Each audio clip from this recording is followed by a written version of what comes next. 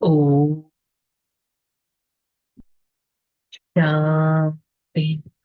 ఓం శాంతి. ఓం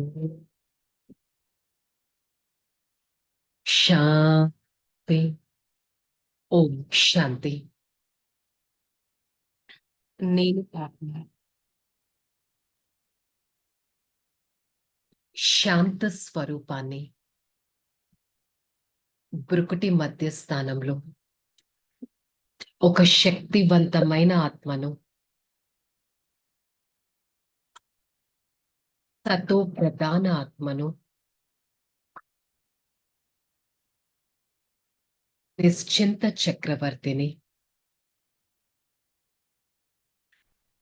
నేను ఆత్మ పరమాత్మ ప్రేమను పొందేవారిని ఈ క్షణం నా ప్రియాతి ప్రియమైన తండ్రి పరమాత్మ, నా టీచర్, నా సద్గురువు వారి సన్ముఖంలో ఈ దివ్యమైన జ్ఞాన మురళిని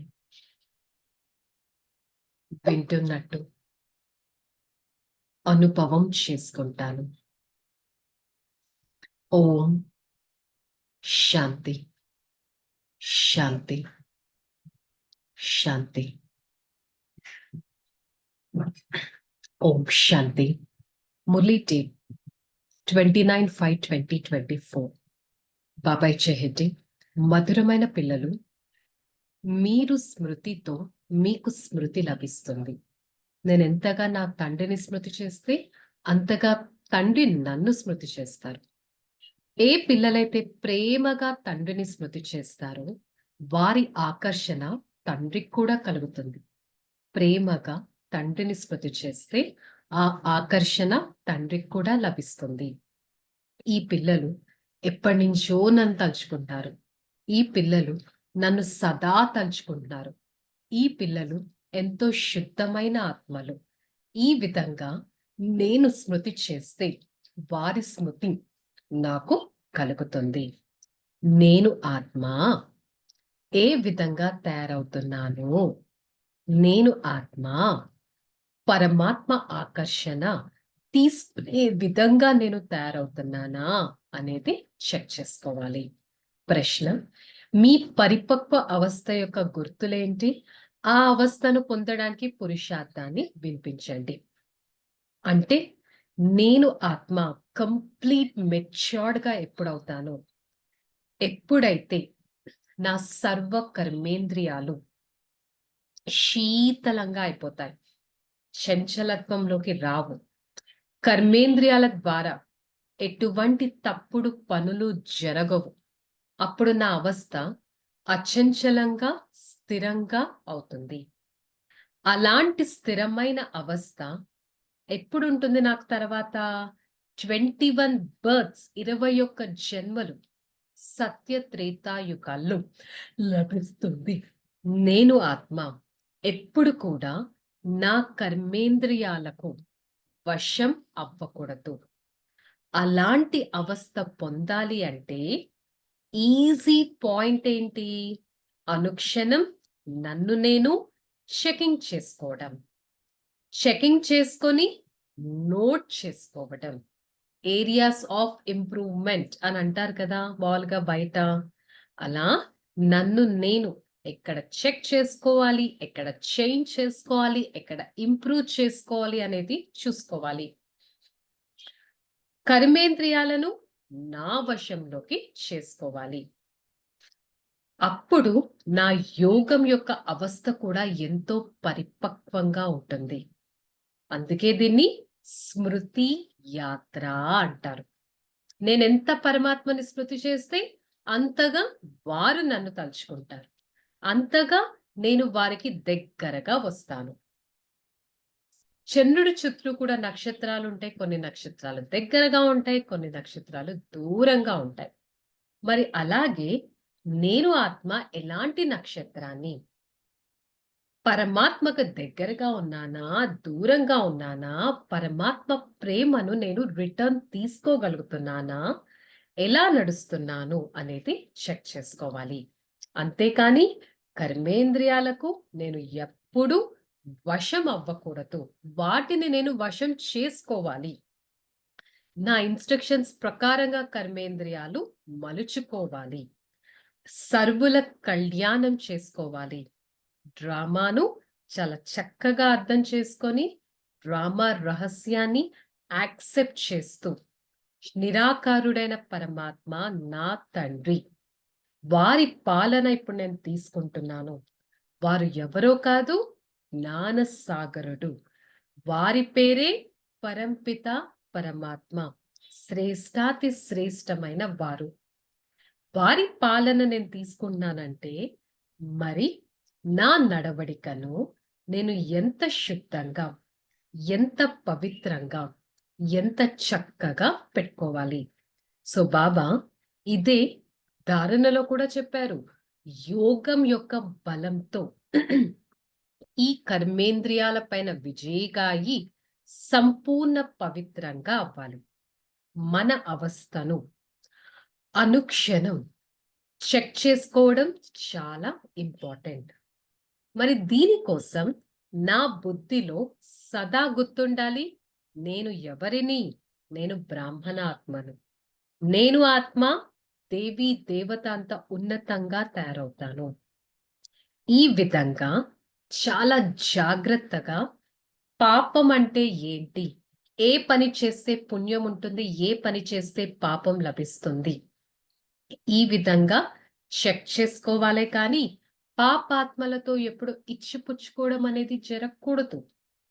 నేను ఎవరితో అన్నా ఏదైనా తీసుకున్నానంటే ఆటోమేటిక్ గా వారికి నాకు ఒక కార్మిక్ అకౌంట్ అనేది క్రియేట్ అవుతుంది కదా. సో ఈ విధంగా నేను చేయట్లేదు కదా, చెక్ చేసుకోవాలి. బాబా వరదానంలో కూడా చెప్పారు, సర్వ సత్తాలను సహయోగిగా చేసుకొని ప్రత్యక్షత అనే పరదాను తెరిచేవారు సత్యమైన సేవాదారి. అంటే ఎప్పుడైతే అన్ని సత్తాల వారు కలిసి శ్రేష్టమైన సత్తా, ఈశ్వరీయ సత్తా, ఆధ్యాత్మికత సత్తా అంటే ఆ ఒక్క పరమాత్మయే అన్ని సత్తాలలోకి వచ్చేస్తుంది. అంటే శ్రేష్టమైన వారు పరమాత్మ, ఈశ్వరీయ పరివారం యొక్క స్ట్రెంగ్త్ పరమాత్మ, ఆధ్యాత్మికత స్ట్రెంగ్త్ పరమాత్మ. సో ఇవన్నీ కావాలంటే ఫస్ట్ ఒక్క పరమాత్మను నేను నా వారిగా చేసుకుంటే ఆటోమేటిక్ గా వారి స్ట్రెంగ్త్ నాకు లభిస్తుంది కదా. ఇంకా ప్రతి ఒక్కటి ఏది కావాలన్నా దాని కర్టెన్ పరదా అనేది తెలుసుకుంటుంది. నేను దీనికోసం అందరినీ స్నేహం అనే సూత్రముతో బంధించి సమీపంగా తీసుకొచ్చి సహయోగిగా చేసుకోవాలి. నేను డ్రామా అనే స్టేజ్ పైన ఉన్నాను. నేను ప్రతి పాత్రను నిమిత్తంగా చేస్తున్నాను, సేవ చేస్తున్నాను. ఈ విధంగా భావించేవారే సత్యమైన సేవాదారి ఆత్మలు. స్లోగన్: సేవ ద్వారా సర్వుల ఆశీర్వాదాలను ప్రాప్తి చేసుకోవటం, ఇదే ముందుకు వెళ్ళటానికి లిఫ్ట్. నేను ఆత్మ సేవ ద్వారా ఆశీర్వాదాలను తీసుకుంటాను. నేనొక సేవాదారి ఆత్మను, ఆశీర్వాదాలకు పాత్రదారును. భాగ్యశాలిని సేవ ఛాన్స్ నాకు లభించింది. ఈ విధంగా అనుక్షణం ఒక సేవాదారి ఆత్మగా భావించడానికి ప్రయత్నిద్దాం. ఓకే, చలో రిలాక్స్. ఓం శాంతి. నేను ఆత్మ శ్రేష్టాతి శ్రేష్టమైన వారిని, సత్యుగి ఆత్మను, సతో ప్రధానాత్మను, సంకల్పదారి ఆత్మను, శ్రేష్టమైన ఆత్మను. నేను పరమాత్మ అడుగులో అడుగు వేసేవారిని. నేను సత్యమైన సేవాదారిని. నేను శ్రేష్ఠ సంకల్పదారిని. నేను ఆత్మ నా పవిత్రత దృష్టితో పవిత్రమైన వృత్తిలో ఉంటూ పవిత్రతా కిరణాల ద్వారా పవిత్రాతి పవిత్రంగా శ్రేష్టాతి శ్రేష్టంగా తయారవుతాను. నేను శుద్ధమైన ఆత్మను. నేను నిర్విఘ్న ఆత్మను. నేను శీతలతా స్వరూపాన్ని. శీతలతా కిరణాల ద్వారా నా కర్మేంద్రియాలను శీతలంగా చేసుకొని ఎంతో జాగ్రత్తగా పరమాత్మ అడుగులో అడుగు వేస్తాను. బాబా, మీకు ఎంతో ధన్యవాదాలు. నా జీవితాన్ని ఇంత ఉన్నతంగా చేస్తున్నారే. సదా మీ పాలన పైన నడిచి సేవాదారి ఆత్మగా ఉంటాను. I, the soul, the divine being, the serviceable child of the Supreme Father. I, the soul, experience utmost satisfaction and happiness from the Supreme Father. Service is my birthright. Service makes me an unlimited highest authority. With the God's service, I am able to experience utmost blessings from others. Service lifts me to the next stage. Service makes me an elevated personality. I, the soul, constantly experience the unlimited power from the Supreme Father and experience utmost divinity in my every step. Divinity is the blessing from my Supreme Father. With the God's blessings, I'm going to experience an unlimited happy life. Om Shanti. Shanti. Shanti.